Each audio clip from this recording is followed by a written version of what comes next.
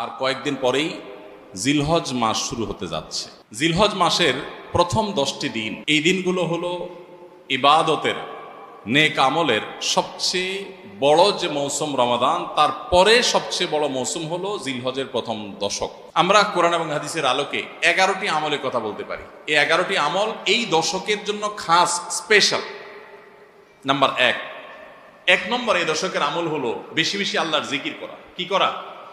বেশি বেশি আল্লাহর জিকির করা। কারণ কোরআনে কারিমে সূরা তাওবাতে আল্লাহ রাব্বুল আলামিন এই দশককে ইঙ্গিত করে বলেছেন যে তোমরা আল্লাহ তাআলার জিকির করো ফি আইয়ামিন মাদুদাত, নির্দিষ্ট দিনসমূহে, নির্ধারিত দিনগুলোতে তোমরা আল্লাহর জিকিরে মাশগুল থাকো।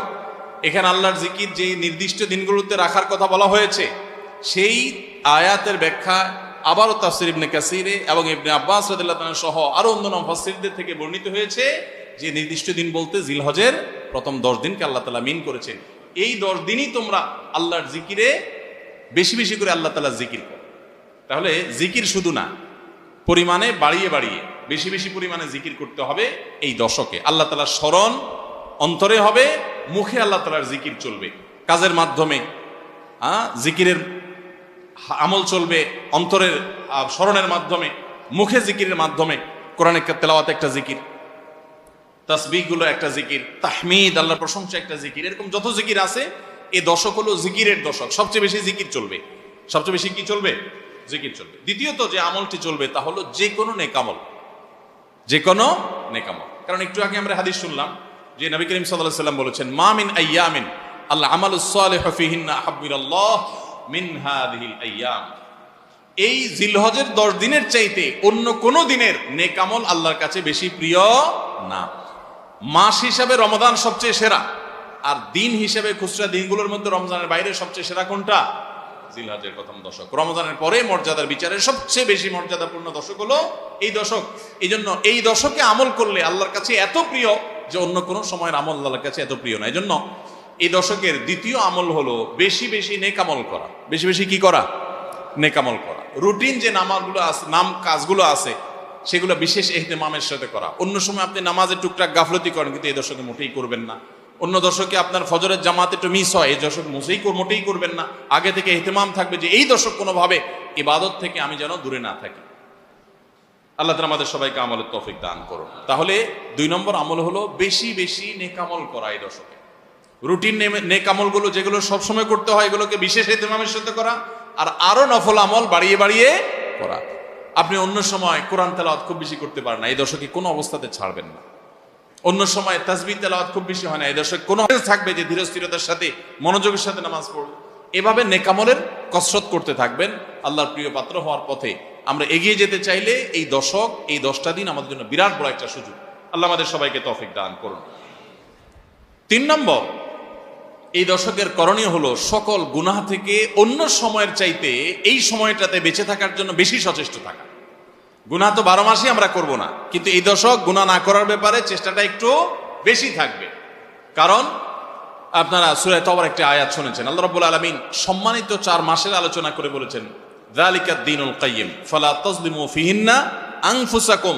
এই সম্মানিত মাসগুলোতে তোমরা নিজের প্রতি নিজে অবিচার করিও না। ভাইরা আমার, তার মানে যেই সময়টাতে আল্লাহর নৈকট্য লাভের সুযোগ, ওই সময়টাতে যদি কেউ পাপাচারে লিপ্ত হয়, এর চেয়ে পাপিষ্ঠ আর কে আছে?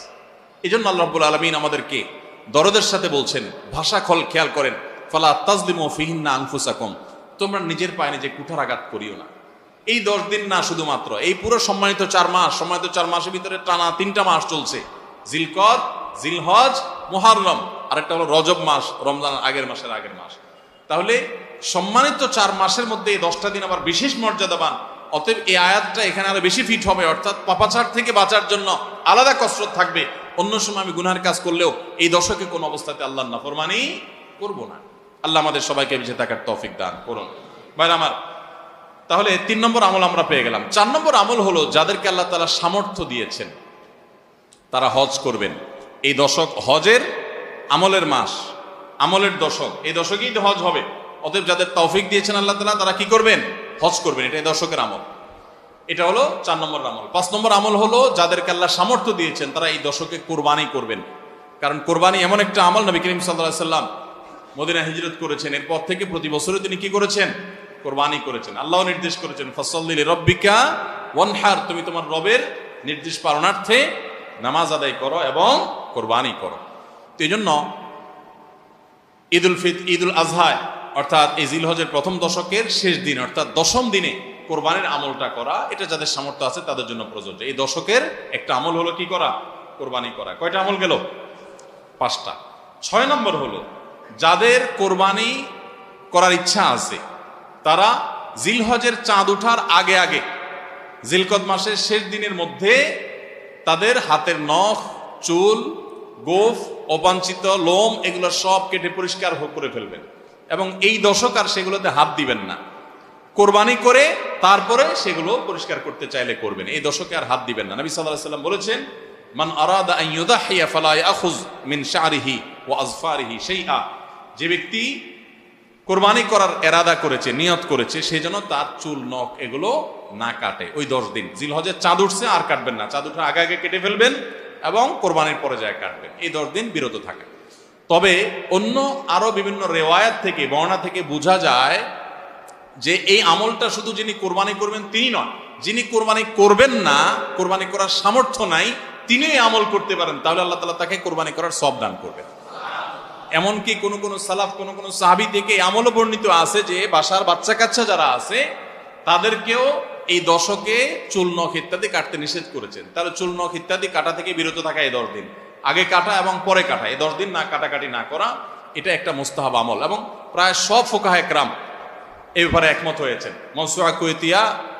মওসুআ ফিকহিয়া কুয়েতিয়ার মধ্যে লেখা হয়েছে যে ইত্তাফাকাল ফুকাহা, সব ফকিহগণ প্রায় একমত যে এই দশকে যিনি কোরবানি করবেন তিনি তো বটেই, কোরবানি যিনি করবেন না তাদের তরফ থেকেও চুল, নখ এগুলা কাটা থেকে বিরত থাকা মুস্তাহাব। তাহলে 6 নম্বর আমল গেল চুল, নখ ইত্যাদি দশক না কেটে থাকা। 7 নম্বর আমল হলো এই দশকে বেশি বেশি তাকবীর পাঠ করা। এটা তাকবীরে মুতলাক বলা হয়, সাধারণ তাকবীর। আল্লাহু আকবার, আল্লাহু আকবার, লা ইলাহা ইল্লাল্লাহ, আল্লাহু আকবার, আল্লাহু আকবার ওয়ালিল্লাহিল হামদ। এই তাকবীরটা হলো মিন শাআইরিল ইসলাম, এটাকে আমরা করতে পারি। ইসলামের যে নিদর্শনগুলো আছে সেগুলোর মতো করে এই তাকবীরটা আমরা পাঠ করব, এমন ভাবে পাঠ করব যে অলিতে গলিতে, রাস্তাঘাটে সব জায়গায় তাকবীরের ধ্বনি চলতে থাকবে, কারোর ডিস্টার্ব করে না, মৃদু কণ্ঠে সব জায়গায় গুনগুনিয়ে আমাদের মুখ থেকে তাকবীর চলবে। আপনারা অনেকে হয়তো শুনে থাকবেন সাহাবায়ে কেরাম রিদওয়ানুল্লাহি তাআলা আজমাইনের মধ্য থেকে কেউ কেউ, আবু হুরায়রা রাদিয়াল্লাহু তাআলা আনহু, আরো কোন কোন সাহাবীর আমল বর্ণিত আছে যে জিলহজের প্রথম দশক শুরু হলে তারা বাজারে চলে যেতেন। বাজারে কেন যেতেন ভাই? শুধুমাত্র এই নিয়তে বাজারে যেতেন যে বাজারে গিয়ে অনেক মানুষজন থাকবে, তাদের সামনে গিয়ে উচ্চস্বরে তাকবীর পাঠ করব, আমার তাকবীর শুনে পুরো বাজারের সবাই গুনগুনিয়ে তাকবীর বলে উঠবে, এই উদ্দেশ্যে শুধুমাত্র কোন কোন সাহাবী বাজারে যেতেন। এবং যে বলতেন আল্লাহু আকবার, আল্লাহু আকবার, লা ইলাহা ইল্লাল্লাহ, আল্লাহু আকবার, আল্লাহু আকবার ওয়ালিল্লাহিল হামদ। শয়তান আমাদের পুরো সমাজকে গ্রাস করে ফেলছে ভাই, সর্বত্র।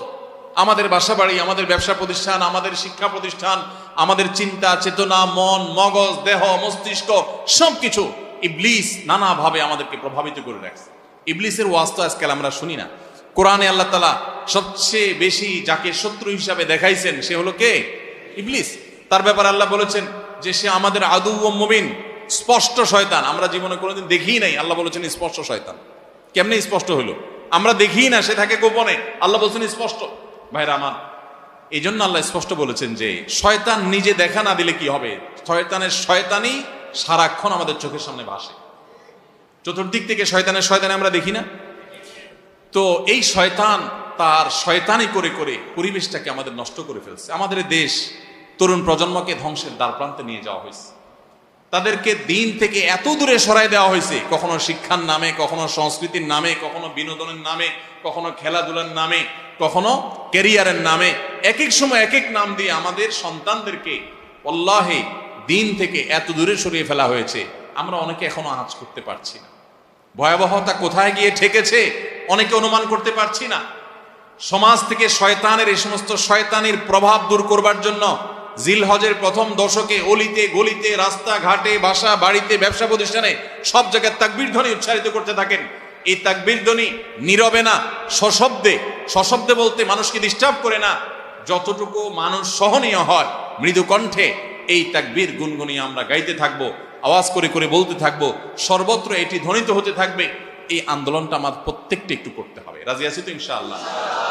ভাইরা আমার, বাজারে গিয়ে, চায়ের দোকানে, মাছের বাজারে বা খুব জমজমাট বাজারে গিয়ে যদি আপনি হঠাৎ করে তাকবীর দিয়া উঠেন, আল্লাহু আকবার, আল্লাহু আকবার, লা ইলাহা ইল্লাল্লাহ, আল্লাহু আকবার, আল্লাহু আকবার, ওয়ালিল্লাহিল হামদ, কত মধুর কণ্ঠে এই তাকবীর পাঠ করা যায়। আল্লাহু আকবার, আল্লাহু আকবার, আল্লাহ সবচেয়ে বড়, আল্লাহ সবচেয়ে বড়, লা ইলাহা ইল্লাল্লাহ, আল্লাহ ছাড়া সত্যিকারের কোনো মাবুদ নাই, লা ইলাহা ইল্লাল্লাহ, আল্লাহু আকবার, আল্লাহ বড়, ওয়ালিল্লাহিল হামদ, আল্লাহ বড়, আল্লাহ বড় এবং তার জন্য সমস্ত প্রশংসা। ভাইরা আমার, আল্লাহর এই বড়ত্ব এটা বলতে গিয়ে আজকাল আমাদের অনেকের হেজিটেশন হয়, আমাদের অনেকের মধ্যে ইতস্তত বোধ হয় যে মানুষের সামনে যায় বলবো। একা একা বলি ঠিক আছে, মানুষের সামনে আবার বলবো কেমন লাগে। এগুলো আমাদের ইমানের দুর্বলতার দলিল। আমার আল্লাহর বড়ত্ব বর্ণনা করতে আমার মধ্যে ইতস্তত বোধ যদি হয়, তো আমার চেয়ে নিমক হারাম আর কি আছে আল্লাহর জমিনে? আমি কত আল্লাহ নিমক হারাম যে আল্লাহ সারাদিন আল্লাহর নিয়ামতের ভিতরে ডুবে আছি, আল্লাহর বড়ত্বটা জোরে বললে কে কি মনে করবে, আমি এই চিন্তা করছি। তো আমরা ইনশাআল্লাহ এই অচল আয়তন ভাঙবো তো, আমরা ইনশাআল্লাহ এই হীনমন্যতা, এই ইতস্ততা দূর করবো তো ইনশাআল্লাহ। ভাইরা আমার, টার্গেট করে করে বাসায় যাওয়ার সময় মোবাইলে অ্যালার্ম দিয়ে দিয়ে লিখে লিখে রিমাইন্ড করে করে তারপরে আমল করব, মনে থাকবে তো ইনশাআল্লাহ। যেখানে মানুষ আছে একটু জোরে জোরে তাকবীর পাঠ করবো। বাসায় ঢোকার সময় জোরে জোরে পড়তে পড়তে ঢুকবেন, যাতে বাসার সবাই তাকবীর দিয়ে উঠে। হঠাৎ মনে হবে একটু জোরে জোরে পড়বেন, যাতে সবাই তাকবীর দিয়ে উঠে। পুরো পরিবেশটাকে সেভাবে করবেন। আমি আমার বাসায় এই দশক আসলে সাধারণত মৃদু কণ্ঠে ভলিউমের সবসময় তাকবীরটা চালু করে রাখি, যাতে সবার মনে হয়। অফিসে কম্পিউটারে এটাকে মৃদু কণ্ঠে চালু করে রাখি, অন্যান্য কাজ করতে থাকি, এই আওয়াজ চলতে থাকে, যাতে করে যে আসে সে দেখে তার মনে হয় সে আমলটা করতে পারে। তো আমরা এই আমলটা চিন্তা করবো তো ইনশাআল্লাহ।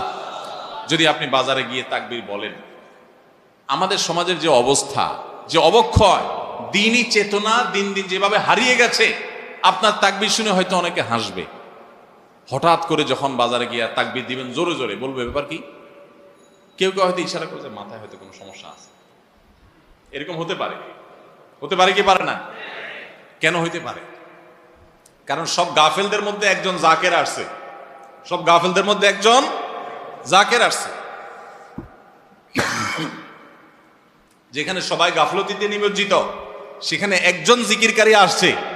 এজন্য ওই গাফেলদের মধ্যে জিকিরকারী, একজন জিকিরকারী ব্যক্তিকে মনে হয় পাগল, অথবা তাকে বলা হয় যে আননুন। অথচ হওয়া দরকার ছিল মুসলমানদের সমাজে সবাই জাকের, এক দুজন গাফেল। আর আমরা সবাই হয়ে গেছি গাফেল। এই জন্য একজন জিকিরকারী হলে তাকে মানুষ কি করে? উপহাস করে, পাগল মনে করে।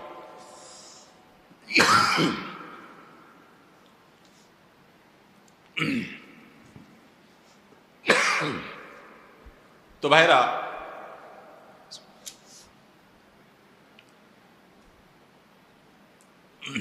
ওই যে কোন দেশে নাকি রাজাকে ভবিষ্যৎবাণী করা হয়েছে যে রাজা সাহেব, পাগলা পানি আসতেছে, পাগলা পানি, বন্যার পানিতে যে পানি আসবে এটাতে সব জায়গা ছড়ায় যাবে, এটা পাগলা পানি, দেশে আর কোনো পানি থাকবে না, এই পানি সবাই খাইতে বাধ্য হবে। আর এই পানি পাগলা পানি নাম এই জন্য দেওয়া হয়েছে, এই পানি যে খাবে সে পাগল হয়ে যাবে। রাজা সাহেব এই ভবিষ্যৎবাণী শুনে পরামর্শ করতেছেন সব মন্ত্রীদের সাথে যে কি করা যায়। দেশের সব মানুষ পাগল হয়ে গেলেও আমার তো অন্তত ভালো থাকতে হবে, আমি পাগল হয়ে গেলে দেশ চলবে কেন? তো সবাই বুদ্ধি দিয়েছে, রাজা সাহেব এক কাজ করেন, তাহলে আপনার রাজ বাড়িতে বেশি করে পানি স্টক করে রাখেন, যে পাগলা পানি যখন আসবে, সাধারণ পানি যখন থাকবে না, টাঙ্কিতে আপনার বাসায় পর্যাপ্ত পানি থাকবে, 1-2 মাস চলবে। তো অন্তত আপনি ওই পানিগুলা খায়া ভালো থাকলেন, জনগণ সব পাগল হয়ে গেল, আপনি একটু সামলালেন। তো বুদ্ধি অনুযায়ী রাজা সাহেব সব পানির ব্যবস্থা রাখছে এবং বিরাট পানির ট্যাঙ্কি ভরে ফেলছে। ভরার পর এবার সেই পানির ট্যাঙ্কির পানি রাজা সাহেব এবং তার ফ্যামিলির লোকজন খাইছে, এবং যথারীতি জনগণ ওই পাগলা পানি খায়া সব পাগল হয়ে গেছে, আর পাগলের সব কাপড় চোপড় খুলে ফেলছে। এখন সব পাগলরা এসে রাজবাড়ি ঘেরাও করে ফেলছে এবং সবাই মিলে বলতেছে ওই দেখ কয়েকটা পাগল। কারণ এগুলোর পরনে কাপড় আছে, এগুলোর মাথা নষ্ট হয়ে গেছে, এটা পরনে কাপড় পরে রয়েছে কেন? এবার রাজা সাহেব সবার সাথে পরামর্শ করতেছে পরিবার সদস্যদের সাথে যে আমাদের কি করা এখন, সবাই যে আমাদেরকে পাগল বলা শুরু করছে, যদি পাগল বলে মাইদ্যুৎ দেওয়া শুরু করে দেয় কি করা যাবে। তখন এবার সবাই বুদ্ধিনি করলো পরিবারের লোকেরা যে তাহলে এক কাজ করা যাক, যে সমাজের সব পাগল থাকে সেখানে আসলে সুস্থ থাকাটা দোষের, আমরাও চলেন পাগলা পানি খেয়ে পাগল হয়ে যাই। এবার তারাও পাগলা খানি খেয়ে পাগল হয়ে গেছে, এবার পাগলে পাগলে মিলছে, আর অসুবিধা হয়নি। এই সমস্ত গল্প হয়তো এর কোনো বাস্তবতা নাই, কিন্তু এই গল্প বলার উদ্দেশ্য হলো যে যেই সমাজে মানুষ সব গাফেল হয়ে যায়, ফাসেকের পরিমাণ বেশি হয়ে যায়, সেই সমাজে একজন বাজারে গিয়ে যখন আল্লাহু আকবার তাকবীর ধ্বনি দিবে, তখন তাকে কিছু লোক পাগল বলাটা সমাজের মানুষের পাগল হওয়ার দলিল। পাগল হওয়া বলতে ফাসেক হয়ে যাওয়া, আল্লাহর জিকির থেকে দূরে সরে যাওয়ার দলিল। কেন বাজারে যায় যদি কেউ একটু গেয়ে উঠে, মনের সুখে কোনো একটা গান গেয়ে উঠে, তাকে তো কেউ অসুস্থ মনে করে না। তাহলে জিকিরের ক্ষেত্রে এরকম কেন হয়? আপনি যদি বাসে উঠে বলেন আল্লাহু আকবার লা ইলাহা ইল্লাল্লাহ আল্লাহু আকবার ওয়ালিল্লাহিল হামদ, প্রথম কারোর কাছে আনইজি লাগতে পারে। উঠার পর যদি আরেকজন পড়েন, বলবে যে ভাই হাতে কোনো ব্যাগ ট্যাগ তো দেখা যাচ্ছে না, কিছু বেচবে নাকি, হকার টকার নেই কোনো। আপনি যদি তখন সুন্দর করে যারা অবাক হয়ে তাকাবে তাদের যদি বলেন ভাই এই দশকে আমাদের নবীজি বেশি বেশি করে উচ্চস্বরে তাকবীর পাঠ করতে বলেছেন, আপনারা তো সবাই মুসলমান, আপনাদের সবাইকে স্মরণ করানোর জন্য আমি জোরে জোরে করছি, আপনারা কেউ মনে কিছু নিয়েন না, বাস আলহামদুলিল্লাহ, তাইলে কেচ্ছা কত। তো আমরা এই আমলটা করবো তো ইনশাআল্লাহ। কঠিন আমল, কিন্তু এটাকে জিন্দা করতে পারলে সমাজে সর্বত্র যখন তাকবীরের ধ্বনি ভাসতে থাকবে শয়তান পালা যাবে ইনশাআল্লাহ সমাজ থেকে।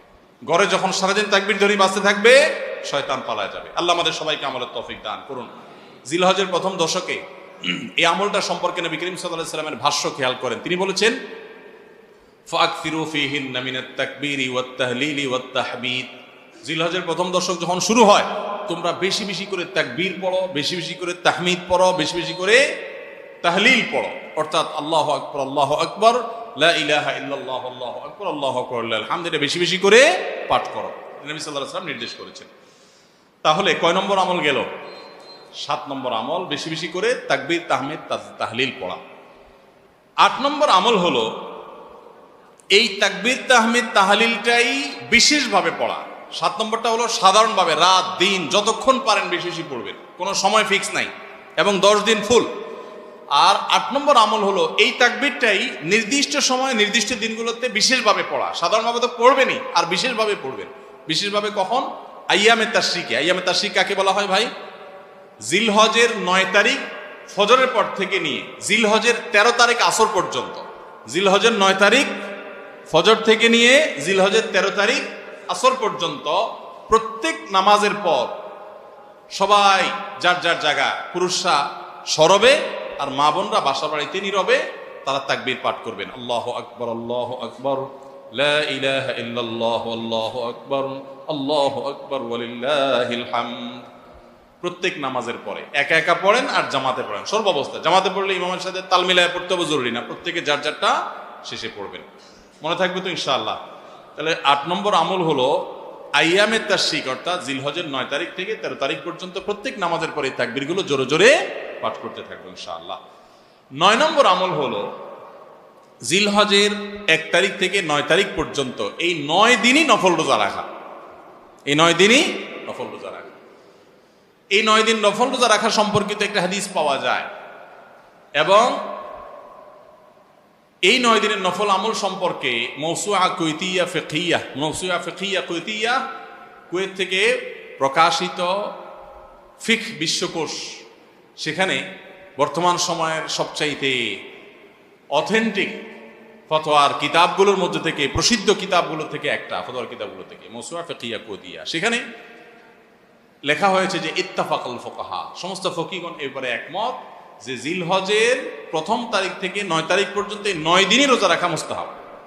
এই 9 দিন রোজা রাখা মুস্তাহাব। বিভিন্ন বর্ণনায়ও এটি প্রমাণিত হয়, যদি সে বর্ণনাগুলো কোনো কারণে সনদ দিয়ে মুহাদ্দিসরা কেউ একত্রিত তুলেছেন, কিন্তু ফুকাহা কেরাম এ ব্যাপারে রেকমেন্ড করেছেন যে এই 9 দিন রোজা রাখা মুস্তাহাব। যেহেতু জিলহজের প্রথম 10 দিনের পুরো 10 দিনই ইবাদত আল্লাহর কাছে প্রিয়, অতএব নফল আমল, রোজাও একটা নফল আমল, সেই হিসাবে রোজাটা অটোমেটিকও চলে আসে। এজন্য 9 নম্বর আমল হলো জিলহজের 1 থেকে 9 তারিখ পর্যন্ত এই দিনগুলো কি করা? রোজা রাখা। 10 নম্বর আমল হলো স্পেশালি বিশেষভাবে আরাফার দিনে অর্থাৎ জিলহজের 9 তারিখে রোজা রাখা। জিলহজের 9 তারিখে কি করা? রোজা রাখা। প্রথম 9 দিন সাধারণ, আর বিশেষভাবে 9 তারিখের গুরুত্ব আরো বেশি, কারণ নবী করিম সাল্লাল্লাহু আলাইহি সাল্লাম বলেছেন, সিয়ামু ইয়াউমি আরাফা আহতাসিবু আলাল্লাহি আন ইউকাফিরা সানাতাল্লাতী ক্বাবলাহা ওয়াল্লাতী বা'দাহা। আরাফাত দিনের রোজা অর্থাৎ জিলহজের 9 তারিখের রোজা, এই রোজার সম্পর্কে আল্লাহর কাছে আমার ধারণা, আল্লাহর প্রতি নবী সাল্লাল্লাহু আলাইহি সাল্লাম বলছেন যে আমার ধারণা যে এই রোজার বিনিময়ে আল্লাহ তাআলা 1 বছর পূর্বের আর 1 বছর পরের অর্থাৎ আগামী 1 বছর এবং গত 1 বছরের গুনাহ আল্লাহ তাআলা মাফ করে দিবেন। আমরা এই পর্যন্ত যত ফজিলতের কথা শুনেছি, পিছনে গুনাহ মাফ করে দিবেন, গত 1 বছর গুনাহ মাফ করে দিবেন, সারাদিনই গুনাহ মাফ করে দেওয়া হবে, এরকম বিভিন্ন হাদিস আমরা শুনেছি। কিন্তু এরকম কোন হাদিস কেউ হয়তো আমরা এই হাদিস ছাড়া আরেকটা হাদিস শুনি নাই যে 1 বছর অগ্রিম গুনাহ মাফ করবেন। যদি আল্লাহ তাআলা কাউকে হায়াত দেন তিনি 1 বছরের গুনাহ মাফ পেয়ে যাবেন।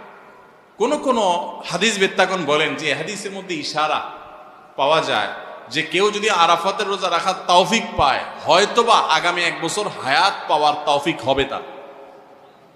যদিও এটা জাস্ট একটা ব্যাখ্যা, এটা এমন না যে হাদিসে বলা হয়েছে আলাদা গ্যারান্টি দিয়ে, এরকম না। অতএব এর ব্যত্যয় ঘটলে করতে পারে। কথা বুঝে আসছে ভাই? তো এই জন্য এই আরাফাত দিনের রোজা এটা আমরা মিস করব না ইনশাআল্লাহ। তাহলে 10 নম্বর আমল গেল জিলহজের 9 তারিখের রোজা। 11 নম্বর আমল হলো ঈদুল আজহার সমস্ত সুন্নাতগুলো আমল করা। ঈদুল আজহার অনেকগুলো সুন্নাত আছে না, এই সুন্নাহগুলো সবগুলো আমল করা।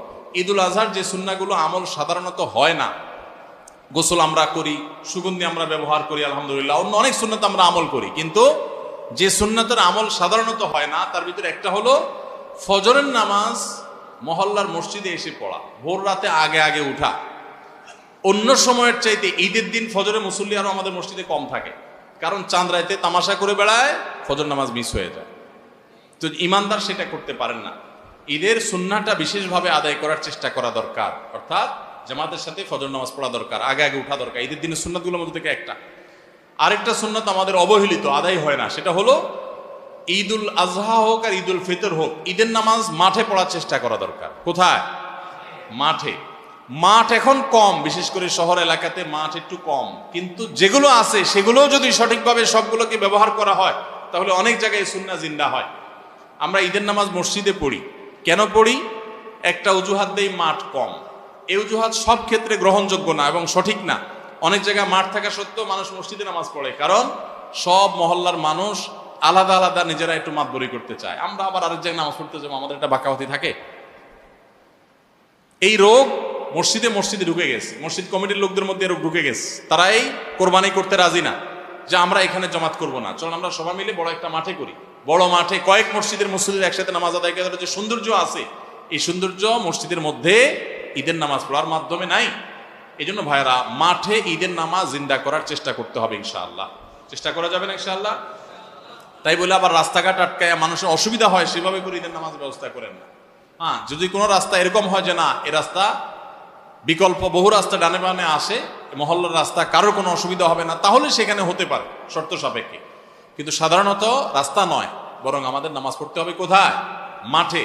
এবং ঈদের নামাজ মসজিদে আদায় করবেন না, মাঠে আদায় করবেন। এই আওয়াজটা সর্বত্র তোলা দরকার। শহর তো বটেই, গ্রামে পর্যন্ত এখন প্রত্যেক মসজিদের নামাজ হয়। কেউ কাউকে মানতে রাজি না, আরেক জায়গায় ঈদগাহে নামাজ পড়ে আমাদের ইজ্জত থাকে নাকি?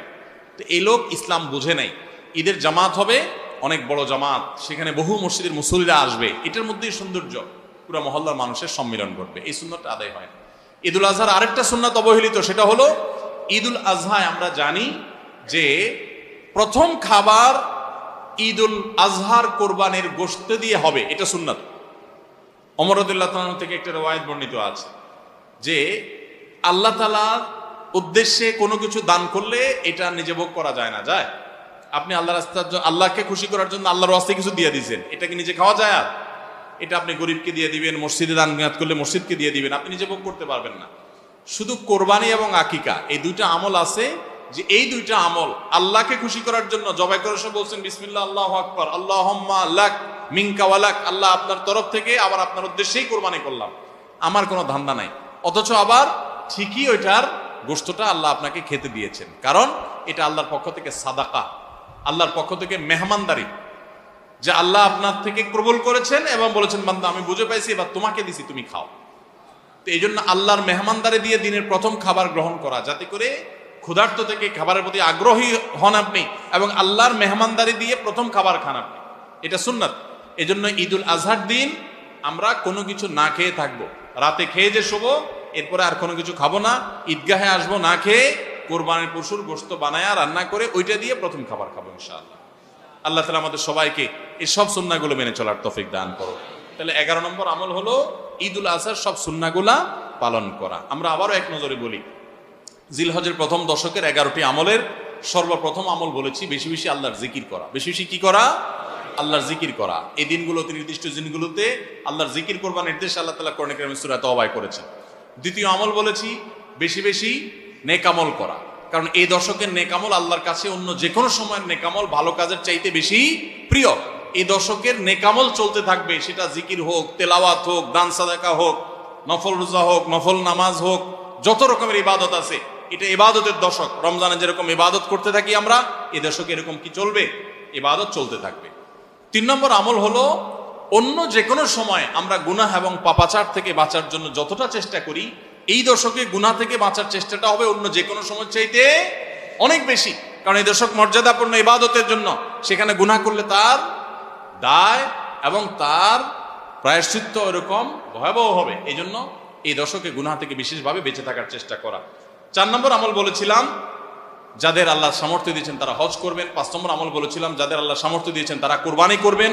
6 নম্বর আমল বলেছিলাম যারা কুরবানি করবেন, এমনকি বিভিন্ন হাদিস থেকে বোঝা যারা কুরবানি করবেন না তারাও, এমনকি বাচ্চাদেরকেও জিলহজের এই 10 দিন চুল নখ কাটা থেকে বিরত থাকবেন। চাঁদ ওঠার আগে আগে করবেন আর কুরবানির পরে করবেন। কয় নম্বর আমল গেল? 6 নম্বর। 7 নম্বর আমল হলো সাধারণভাবে এই 10 দিন রাত দিন যত বেশি পারেন উচ্চস্বরে সরবে তাকবীর পাঠ করতে থাকবেন। আল্লাহু আকবার, আল্লাহু আকবার, লা ইলাহা ইল্লাল্লাহ, আল্লাহু আকবার, আল্লাহু আকবার, ওয়ালিল্লাহিল হামদ। কোন হাদিসে 3 বার তাকবীর আসছে শুরুতে, আল্লাহু আকবার, আল্লাহু আকবার, আল্লাহু আকবার, লা ইলাহা ইল্লাল্লাহ, আল্লাহু আকবার, আল্লাহু আকবার, আল্লাহু আকবার, ওয়ালিল্লাহিল হামদ। আর 8 নম্বর আমল হলো এই তাকবীরটাই বিশেষ সময়ে, বিশেষ দিনে, বিশেষ সময়ে পড়া। সেটা কিভাবে? জিলহজ মাসের 9 তারিখ ফজরের পর থেকে নিয়ে জিলহজের 13 তারিখ আসরের নামাজ পর্যন্ত প্রত্যেক নামাজের পরে নারী পুরুষ সবাই এই তাকবীর নামাজের পরে একবার করে পাঠ করা। এটা হলো বিশেষ সময়, তাকবীরে মুকাইয়াদ বলা হয় এটাকে, স্পেশাল। এটা 8 নম্বর আমল। 9 নম্বর আমল হলো জিলহজের 1 থেকে 9 তারিখ পর্যন্ত এই সব দিনগুলোতে নফল রোজা রাখা মুস্তাহাব। 10 নম্বর আমল হলো জিলহজের 9 তারিখ আরাফার দিনে রোজা রাখা আলাদা স্পেশাল সওয়াবের কাজ। 1 বছর আগের এবং 1 বছর অগ্রিম পরের গুনাহ মাফ আল্লাহ তাআলা করে দেন, অর্থাৎ সগীরা ছোট গুনাহ আল্লাহ তাআলা মাফ করে দেন, বড় গুনাহ থেকে তওবা করলে সেগুলো মাফ পাওয়া যাবে। আর 11 নম্বর আমল হলো যে ঈদের দিনে যত সুন্নাহ আছে সব সুন্নাহগুলো সঠিকভাবে পালন করব। আল্লাহ রাব্বুল আলামিন আমাদের সবাইকে জিলহজের এই 10 দিনের ফজিলত এবং মর্যাদা প্রতি মুহূর্তে স্মরণ করার তৌফিক দান করুন। এই দশক যে মর্যাদার দশক যায়, ফজিলতের দশক যায়, ইবাদতের দশক যায়, জিকিরের দশক যায়, তাকবীরের দশক যায়, নফল রোজার দশক যায়, ধারণাই নাই আমাদের, মনেই থাকে না। অনেক মানুষ আছে জিজ্ঞেস করলে ভাই তার হাবভাব দেখলে রুটিনের ভিতরে কোনো পরিবর্তন নাই। অন্য সময় ফজরে গাফলতি, এই দশকেও গাফলতি। আরে ভাই রমজান মাসে তো মানুষ বেনামাজিও নামাজ পড়ে, মাশাআল্লাহ, ঠিক না ভাই? ঠিক। যে লোক বখিল সেও টুকটাক দান করে, যে কখনো মসজিদে আসে না সেও মসজিদে আসে, যে কোরআন ছুঁয়ে দেখে না সেও একটু কোরআন ছোঁয়, কারণ রমজান ইবাদতের মৌসুম চলছে। তাহলে জিলহজের প্রথম দশকে এরকম ইবাদতের ছিটাফোঁটা, ইবাদতের কোনো আবহ, ইবাদতের কোনো পরিবেশ, ইবাদতের কোনো আলামত, এর কোনো আপনার চিহ্ন আমাদের সমাজে, আমাদের পরিবারগুলোতে দেখা যায় না। তাহলে এই দশক ইবাদতের অত্যন্ত ফজিলতপূর্ণ দ্বিতীয় বৃহত্তর মৌসুম হওয়া সত্ত্বেও অবহেলিত দশক, অজানা দশক। এই আমলগুলো হারিয়ে যাচ্ছে সমাজ থেকে। এগুলোকে জিন্দা করবো তো ইনশাআল্লাহ। আমরা সবাই এক একজন যার যার দায়িত্বে কমপক্ষে 5 জন মানুষকে আমরা সচেতন করবো ইনশাআল্লাহ। ঠিক আছে তো ইনশাআল্লাহ ভাই? এই বিষয়গুলো আমরা অন্যদের মাঝে শেয়ার করব। আমরা আমাদের ফাউন্ডেশন থেকে যে লিফলেট করেছি আপনারা নিজের উদ্যোগেও করে নিতে পারেন। আপনারা চাইলে আমাদের ফাউন্ডেশনের যে কেউ গেলে যতগুলো কপি লাগে আপনারা নিয়ে নিতে পারবেন, আপনার মসজিদগুলোতে আপনারা বিতরণ করবেন। রাস্তা রাস্তা দোকানে দোকানে হেঁটে হেঁটে মানুষকে হ্যান্ডবিল দিবেন এবং মানুষকে বলবেন ভাই একটু পড়ে দেখবেন এবং আমল করবেন। যদি আমরা এই আমলটা সমাজে চালু করতে পারি আমরা সাকসেস ইনশাআল্লাহ। চেষ্টা করা যাবে তো ইনশাআল্লাহ। প্রত্যেকে যার যার মহল্লায় অলিতে গলিতে তাকবীরের ধ্বনি চালায় রাখবেন এবং তাকবীরের ধ্বনি শুরু করবেন এবং যুবকরা প্ল্যান করে করে তাকবীর পাঠ করবেন। আবার তাকবীরের নাম দিয়ে মানুষকে ডিস্টার্ব করেন না। মিছিল করতে করতে আল্লাহু আকবার আল্লাহু আকবার দিতে দিতে গেলেন, মানুষ মোবাইলে কথা বলতে পারলো না, এই ডিস্টার্ব আবার করা যাবে না, খবরদার। ইসলাম আমাদেরকে ব্যালেন্স শিক্ষা দিয়েছে, কোনো আমল করতে গিয়ে কাউকে কষ্ট দেওয়া যাবে না। সবাই চেষ্টা করবো তো ইনশাআল্লাহ।